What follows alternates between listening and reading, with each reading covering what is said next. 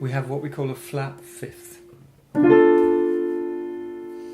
And this chord is just dying to go back to home base. So what do I mean by home base? I mean the one chord. Let me give an example now of the resolution of this minor 7 flat 5 chord to the one chord. Now let's imagine we have real voices. Here we have the minor 7 flat 5 chord with the root going to the bass voice. The tenor voice is going to take the flat 5, alto voice the flat 3, and the soprano voice the flat 7. Here we have the Diabolus in Musica, a tritone that is going to resolve for us. So, and this is how we do it.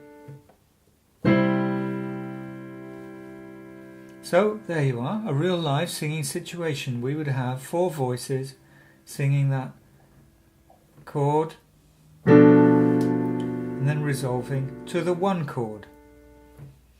If you look carefully, you'll see you've got the 1. Remember our scale of C major?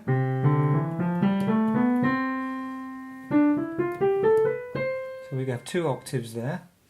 We have the 1, okay, the 5, the 3, and the 8. Okay, they're not in the 1, 3, 5, 8 order, but this is open harmony. We have real singers here.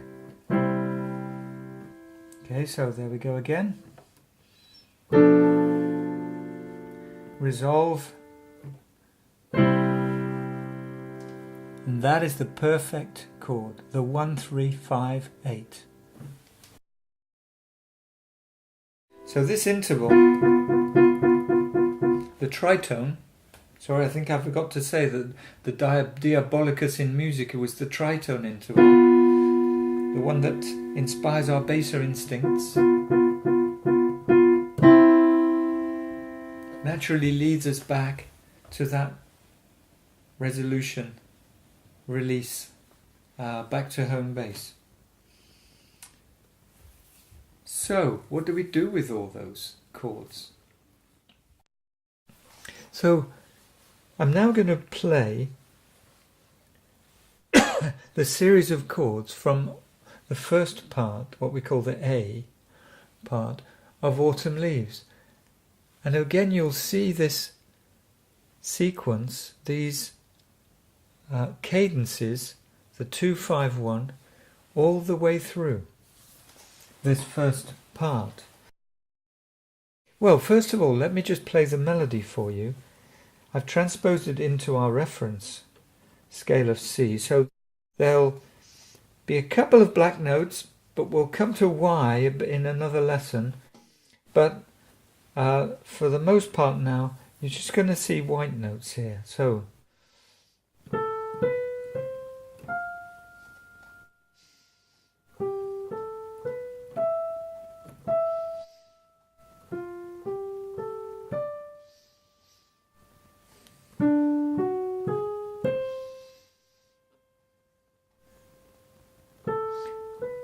and there we turn around. We get what we call a turnaround and we go back to the beginning again. So that is the melody. Let me just play the bass notes. So we'll get la, la, then the bass notes.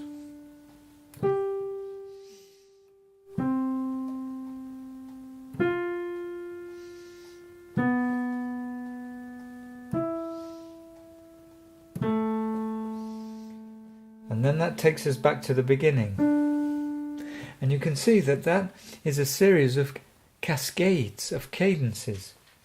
And so we've got 2, 5, 1, 5, 1, 5, 1. So it's a whole series of 5, 1, 5, 1s. So let me just play the chords, and they won't all be in the root position. That just makes it more convenient for me, my piano hands, to play them. So 2, 5, 1, 1, 1, 1,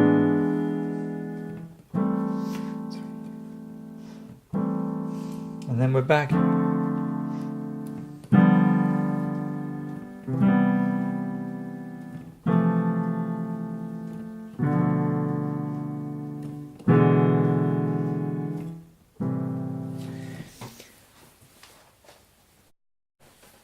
That seemed quite magic, didn't it? Me going down like that. But I was simply playing a series of 2-5-1s. I was just going 2, 5,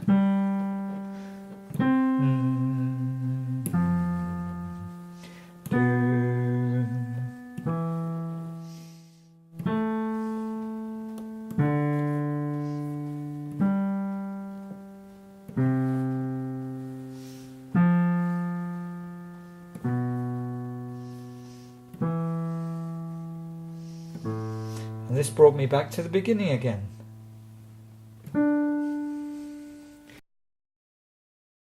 Now, let me play the melody with those chords. Okay, and remember that all you're hearing there is a series of 2-5-1s. And in a 2-5-1, the note goes up a perfect fourth and then down a fifth, or down a fifth and then up a fourth. So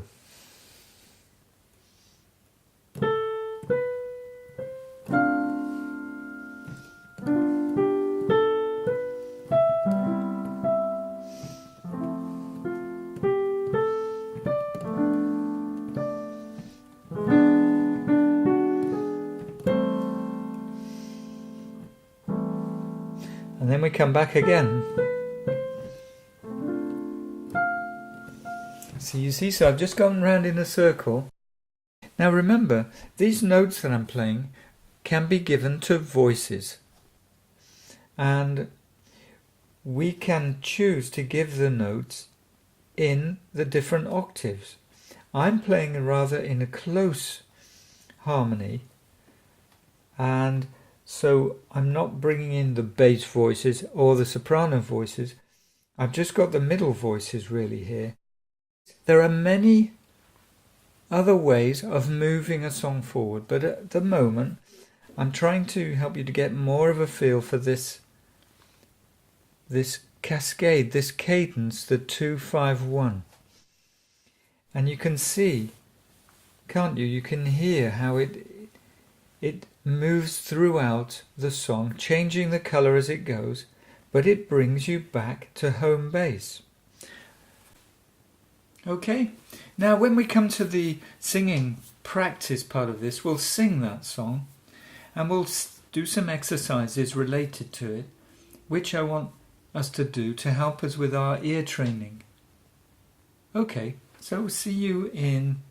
Next is the rhythm lesson. That'll be probably a bit more fun for you, where again you're going to take your songwriting skills another step further and get some more words onto that musical system.